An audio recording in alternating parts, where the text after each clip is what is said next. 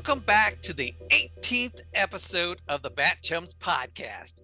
I'm Drew Leiter, and joining me tonight is my co-host, the man, the myth, the new legend, Mike Gordon. Howdy. Wow. This is our 18th, really. Man, it just feels like we've just been cruising. Yes, if we're 18 episodes in, we should be graduating. Yeah, not quite drinking age yet. Nope, not quite. Soon though. Give us a few more weeks. Give us a few more weeks. Yeah. See what these some more of these episodes do to us. All right, so this is season 1, episode 18, Holy Rat Race. Episode aired Thursday, March 10th, 1966, directed by William A. Graham and written by Stephen Kendall. Now, I did my due diligence. I did some research because I was looking into whether or not this storyline was based on an actual comic, because I had seen some conflicting information. There is one appearance of False Face in the comics. Batman, I believe it's oh man, I had it written down here. I believe it's like 113.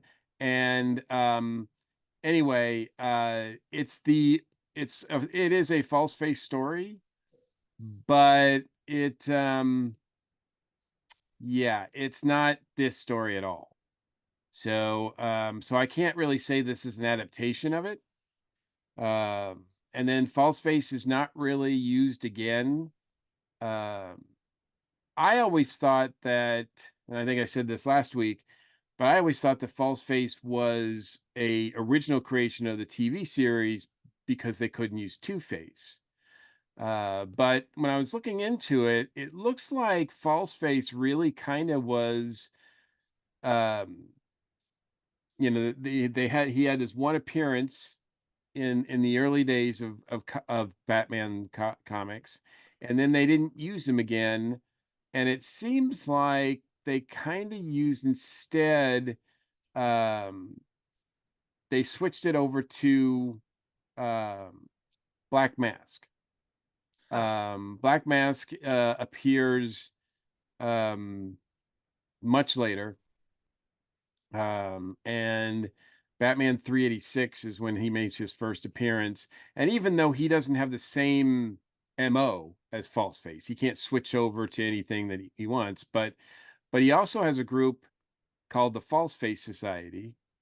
So Interesting. so that's where the False Face kind of comes in. And that first appearance of False Face, when they show him finally without any sort of mask at all, with his quote unquote true face, it's actually him in a black mask. So it really feels like that might be sort of a combination of the two things.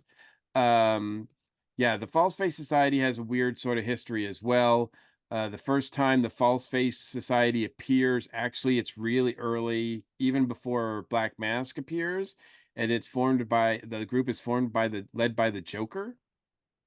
And so that it's kind of, a combination of a bunch of things, I mean, elements. But there is an appearance of False Face in uh the Brave and the Bold cartoon, voiced by Corey Burton. And that was directly related to his appearance was identical to the 60s TV series version of the character. And then I think I don't know if it was part of the New 52, but there was a second False Face introduced that was a woman, female False Face, and she appeared in Birds of Prey number 112. Interesting. And she wanted to infiltrate the Birds of Prey so she could like infiltrate Barbara Gordon's organization there of the Birds of Prey. So, um, but yeah, he also made his appearance, I think, in a Scooby-Doo team up. And So the Scooby-Doo team-up, was that the Scooby-Doo movies? No, that was the comic book. Oh, the comic book. Gotcha. Yeah, the comic book Scooby-Doo team up, where he teamed up with in this appearance he teamed up with another character called the Spook. Both of them were defeated by Scooby-Doo, and I think Batman's in that as well. But he's not used very often. The False Face Society pops up, and like I said, usually it's being led sort of later. Being led by Black Mask, who does sort of have some semblance to False Face because he is wearing a mask all the time, and we don't really know much about him. But otherwise, I mean, I think, and we'll get into the second episode and everything, but this is his only appearance in this series. And but we spoke very highly about the first part of it, and as we get into it, I think the second part of it is just as bonkers and exciting as the first part. Yeah, it's surprising they didn't bring him back again. It's surprising that they didn't bring him back again, and it's surprising that he didn't he wasn't used more in the comics and stuff after this. So very surprising, but yeah, he's got a weird sort of history, comic book wise. But you know, I mean, really, with his MO, anybody could be false fake. So, That's true. but it was fun to look into all of that, and it's fun to see like how a lot of this stuff evolves over time. And again, my preconceived notions were that it was somehow related to Two-Face, but I don't. There's no evidence of that whatsoever. It's more like I think some other people kind of link him to Clayface because Clayface is able to do that as well. He's able to take on other personas. But he's able to manipulate his entire body instead of just wearing masks. So I think, he sort of becomes redundant after a while because you have other villains that can do pretty much the same thing. So he Yeah. gets kind of forgotten. Clayface is almost like a shapeshifter. He absolutely is a shapeshifter. Yeah, I would call him So, that. So, and from what we know from False Face, he kind of is as well. I mean, in this story, certainly he seems to just become different people, like you know. And we never see him out without the mask. nope, we don't. All right, let's dive into this. When we last left Batman and Robin, Blaze had tricked them with knockout powder, and Falseface had fastened Batman and Robin to the subway tracks with quick setting plastic cement. Falseface pulls Blaze away as an oncoming subway car spells certain doom for the Cape Crusaders. And okay, and before we get more into the recap, we got to bring out our buddy Magic Batman. Magic Batman. All right, Magic Batman, do your thing. All right. Oh, I forgot to ask the question. Magic Batman. are Robin and are Batman and Robin gonna make it out of this? Are they going to be smushed by Magic. the subway? Yes. All right. Magic Batman says Alfred agrees. Well, Alfred has something to do with the way they get out of it. So Alfred agrees they're gonna get out of it. All right. Let's dig back into this. In the Batcave, Alfred is dusting the lighted lucite map of Gotham City and listening to the radio when the DJ has a special message for the friends of Batman. Many are called, but two are chosen. Be receptive. Alfred decides to call Batman on the Bat transmitter. Batman tells Alfred to pull the short circuit lever on the Bat transmitter. It destroys Batman's wrist bat radio, allowing Batman to free his right hand. Using a cutting laser, Batman quickly frees himself and then Robin. Back at his hideout, Falseface blames Batman's escape on Blaze. He tells Blaze that he'll deal with her later. Back at police headquarters, Chief O'Hara comes wandering in off the street. He woke up in a garbage scow. In the Batcave, Batman and Robin decide to trace the mysterious radio signal back to its source.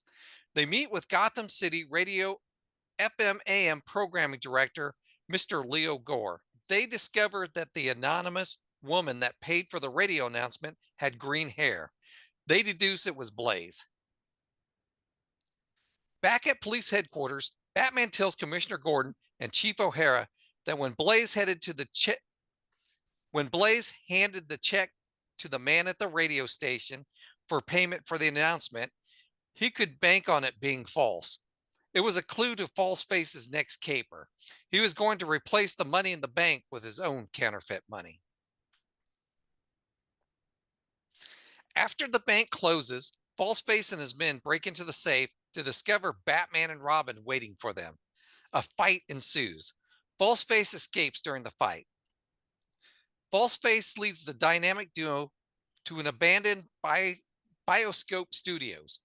A net drops in front of the Batmobile, blocking their path, but Batman uses a bat laser to cut through it.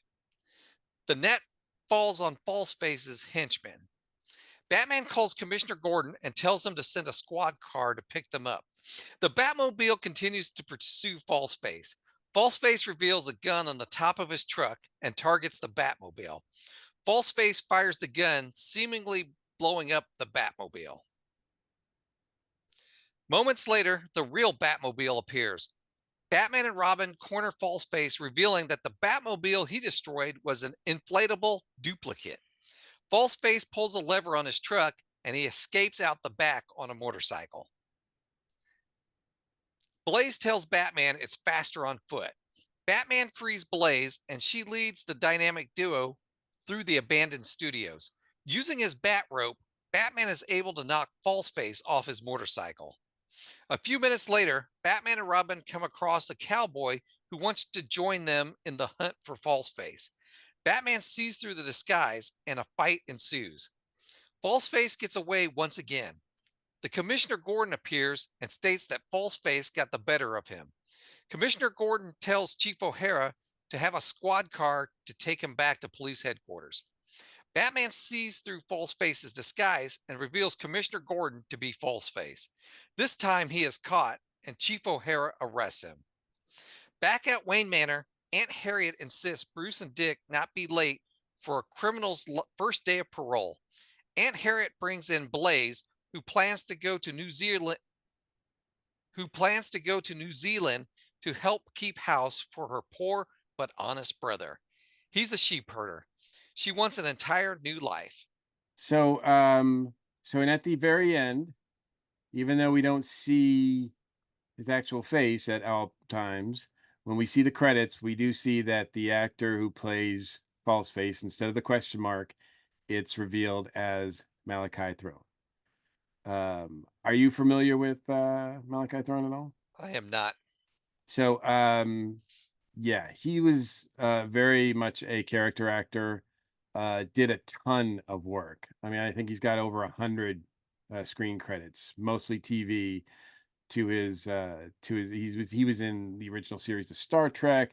He did appearances in Lost in Space, Mission Impossible, uh, Voyage to the Bottom of the Sea, Land of the Giants, like all that stuff. I mean, and he did that. I mean, constantly until the actually, and up until I think he passed away, which was about 10 or 11 years ago. Um, Appearing on Law and Order, stuff like that. So, I mean, he was. I don't know if he was. He wasn't a huge name. Probably so far, he was probably like the least known name of any actor that we've seen yet. Most of the actors that we've seen have played bad guys um, were pretty well established. I mean, Cesar Romero, uh, Burgess Meredith, um, a a lot of the actors that we've seen so far and actresses have been pretty notable. So I'm not saying he's not notable and he doesn't do a good job. There was some sort of there was a debate on. There's one thing I read that said that he was not happy not being credited in the first episode. just a question mark. But then there was another thing that read that said that he, after he saw the first episode, he was kind of like, why bother crediting me, because it could have been anybody. So it was his idea, like he didn't care. So I don't know which is true or not. I think when he passed away about 11 years ago, Batman villain was like one of the big headlines of the credits that he had done. So and that just speaks to how popular the Batman series is. But I do think that False Face was, um this whole like storyline is just bonkers. There's a lot going on. There's stuff that happens that you think, oh well, this is going to be over. Like after the fight in the bank, you're kind of like, okay, well it's over. Nope. He gets away, and he continues to get away almost to the end, the very end. He's almost like at the very end, you kind of think, oh, is he going to get away? Like, are they ever going to catch him? Because he's so good at slipping by them.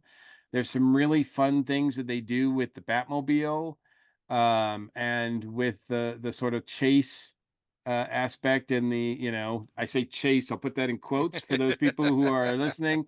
Um, in the studios in the back lot. I mean, it looks like, but it's something that I haven't done before. And in fact, there's a lot of things they haven't done before. There's a shot where you see Batman and Robin in the Batmobile from like their point of view, like you see the Batmobile like as if you're riding right behind them, in the seat behind them. And I think it's the only time we see that shot, and we see that, I think, when they leave the Batcave, as well as when they are trying to chase down False Face. It just, there's a lot of really, really cool, interesting things here. And Blaze is really, really fun. In this one, she kind of flips. In the first half, she's almost the main villain. And there's definitely a partnership there that they have, Mhm. because it's not just False Face doing stuff. She does stuff just as much as he does. And and the cliffhanger is where she kind of says, "That's it. I'm not down for killing them like this." And so she makes a conscious effort to go against him for the rest of the storyline, which is pretty interesting to see how she's treated that way, and how she continues to help them. I mean, I really like this story a lot. Yeah, I do too. Yeah, it's interesting Blaze's turn because there's a really close partnership with them in the first episode. And Yeah. then you know, she's not down for murder though, as we find out. And I think that's why she flips. And we see her redemption arc in the second episode, which is pretty cool. And I like her involvement in this because she's been more involved in the two episodes than we've seen previous female villains in the other ones. She had a Yeah. more active role. So I mean, I don't know if you've noticed this, but I've certainly noticed it, is that there seems to be, as the show continues on, there seems to be more and more prominence to having the women, especially the villains, like do more. I mean, yeah, we just had a storyline with the Joker where, that there was a teenage villainess that was working with the Joker, and she had a lot to do. Um, and it's almost like, even though we've already had a female villain proper, but Zelda was not really, I mean, she was, but she wasn't, she wasn't completely evil, but we right. haven't, it's almost like they're leading us up to Catwoman. Like they're just like giving us these female villains a little bit at a time, until finally they're ready to drop Catwoman on us. We already know that she's coming because they've mentioned her before in a couple Yep. stories. So, yeah, and spoiler alert, she's in the next story. She's coming really soon. Yeah, so get ready, folks. Um, but yeah, so I do find that it's not just a one note thing. I mean, they really give her a lot, Blaze, a lot to work with here. And the actress that plays Blaze, which is Myrna Fahy, if I'm pronouncing that correctly. And she was a great character actress as well. She did a lot of stuff back in the 60s and 70s too. So um, uh, she might have been, and because she was more recognizable, because she wasn't in a plastic mask, I almost felt like she was almost got top billing over False Face.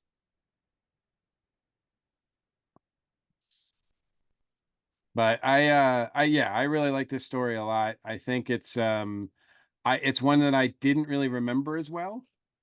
I recalled some of False Face, especially the stuff in the studio backlot that made an impression on me because that was something unusual.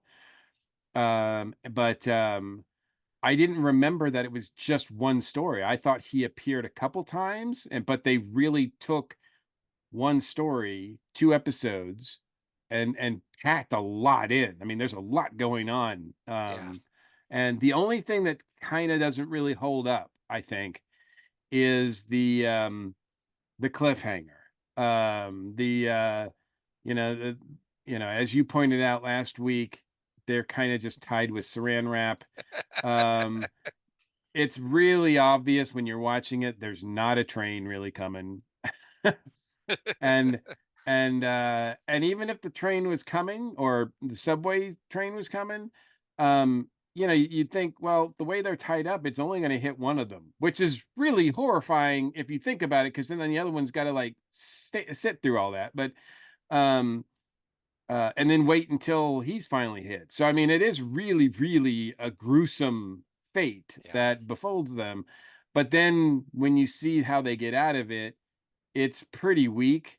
It's one of those ones where they don't really get out of it themselves. Blaze is the one that really rescues them through Alfred, which is kind of cool to use Alfred in that way, but still it's kind of like, he just happened to be listening to the radio and yeah, I know. so It's really weird. yeah, it's sort of like this sort of So I if Alfred wasn't listening to the radio, Batman and Robin would be dead. they would be smushed. At least one of them would be anyway. Yeah. And it's obvious when the train passes that there's no train. I mean, they do the best they can with the budget that they have, but it's pretty weak. I must say, I think the last few cliffhangers that they've done, especially the way they've gotten out of them, have been kind of disappointing to me. So that would be the only real downside I would say to this. But no, I this is like one of my favorite stories now because I just really loved everything they did in here. That's awesome. All right. And Well, it's even more of a oh, puzzle to me that they don't use false face more. yeah, it is. I know this two-parter was pretty good, so I'm surprised they didn't use them again also. Yeah, yeah, absolutely. All right. Well, that wraps up another episode. Do you have a shout out, Mike? I do. I believe that people can. I don't know. Again, it's while we're recording this and when it's going to air is kind of up in the air right now. But they did recently announce. DC Comics recently announced that they are publishing a Batman '66 omnibus. Now, this is the series that continues the TV series that was done about, I don't know, I want to say like maybe 10 years ago or so. So Batman 66, the first issue came out like I said, somewhere between 5 and 10 years ago, I think. But so this collects Batman 166, 1 through 30, and the last episode, which is the adapted comic that features an issue that supposedly, or an episode that was supposed to have Two-Face in it that was never filmed. And it's done by some great talent, Mike Allred, Jeff Parker, a bunch of other people. So if you want everything collected in one nice package, it's going to cost you. I mean, I think retail it's like 125 bucks, but you get like 31 comics in it, and it's huge. It's a hardcover, I believe, and it should be on sale It's scheduled right now to actually be in stores in September. So, uh, so I definitely, I have read some of those stories. Have you read any of those? Yes, I have. And it's good stuff, right? Yeah, it is. Yeah. So it might be something that we cover after we're done with the series, reviewing the series, because it is some really, really good stories, and it does feature. I think there is a story with false face in there, if I'm not mistaken. I think so. If I remember correctly, there's a great cover with false face. I think like this big statue, like the Statue of Liberty or something like false face, like his or a Mount Rushmore or something with false face's face on it that Batman and Robin are climbing on the cover, something like that. It yeah, it's if I remember correctly, it's just really cool looking. But yeah, so good series, and if you want it all one collected in one big omnibus, it'll be available in September.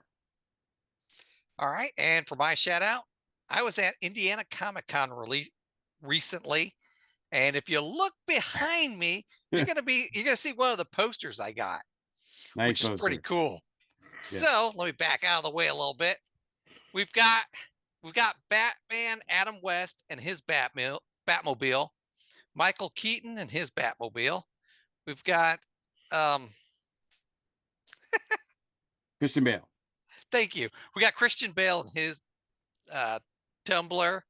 Then we got Ben Affleck and his Batmobile. And then Patterson and his Batmobile.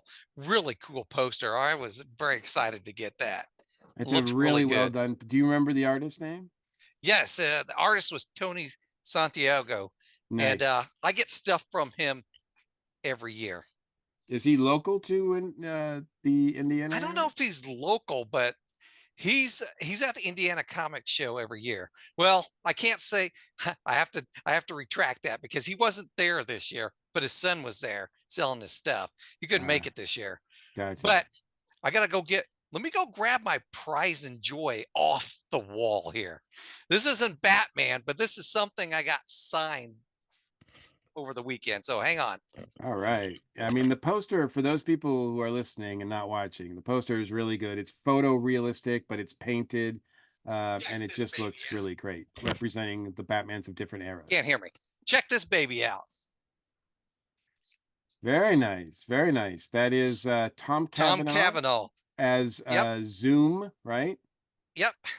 Or as Reverse Flash. Reverse Flash. Sorry. Yes, Reverse Flash. Right. And it's signed. So I got to meet him. Nice. So Yeah. he And was there. was that the same artist that did the Batman stuff? Yes, the same artist. Okay. So it's So the artwork is by Tony yep. and it's signed by Tom. So you met Tom.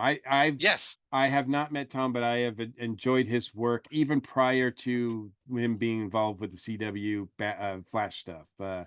He was on a show called Ed, which I liked a lot, and he always seems like a really really nice guy. Yeah, he was. Now, not only was he there, Danielle Panabaker was there too. Very nice, very So, and they nice. did a panel together. Now, for whatever reason, they didn't do it in the big room where they usually have their panels. They stuck us in a smaller room. Now, luckily, my son and I got front row seats, but the room was packed. People were standing against the wall, standing in the doorways. Like, why'd they put it in this room? Yeah, But the panel was awesome. They have great chemistry together. And one thing I liked about Danielle was Tom would be talking about something from the show, and Danielle would she must have some like photographic memory or something. She's remembering exactly what episode it's from and everything like that. And she was correcting Tom on anything. It was just funny. Another thing, another thing that Tom did, they had a Q&A, so they had people asking questions. Somebody asked him to kill him with the waving hand. So he did it. It was pretty cool. And then there was another then there was they were just talking and there was a kid dressed as Flash. He goes running across the front of the room. So somebody else asked Tom if he'd say run, run, Barry, run, or run, Flash, run, something like that. Anyways, he had the kid come back up And when he said it, he had the kid run back across the room again. It was Nice. great. It was my favorite panel of the weekend. Nice. And Nice. that's You were there both days, right? I was there all 3 days. It was Friday, Saturday, and Sunday. Oh, wow. The Wow. big the big names that were there were Hayden Christensen and Rosario Dawson. So they had a special Saturday night panel, and that room was packed. Were you at that one too? Yes, I was. Nice. So that was my second favorite panel of the weekend. So I had a great time. It was fun. I got a lot of stuff like the posters and stuff. I got some other posters too. Oh, here I can move my this is a little camera. I can move it. Check out some of these covers I got. I got a McFarlane Batman cover. I got uh Nice. Bane, the famous one where Bane breaks his back, Yeah, by Kelly Jones. and then the first appearance of Tim Drake Oh, nice. as I like that Robin. one too. Yep. I have all of those issues. So do I. But I saw those. I got to get those for my wall. So yes, I had a great time. So Well, I am glad. I've heard a lot of good things about that convention. And it's one that I want to go to at some point.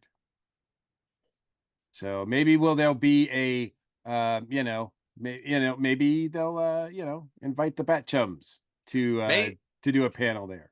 that would be awesome. We have had the Batman 66 Batmobile there before, Very because there was nice. one year I got to sit in it. So it I wasn't there this year though, so I was a little bummed. oh man. Maybe they'll be back sometime in the future.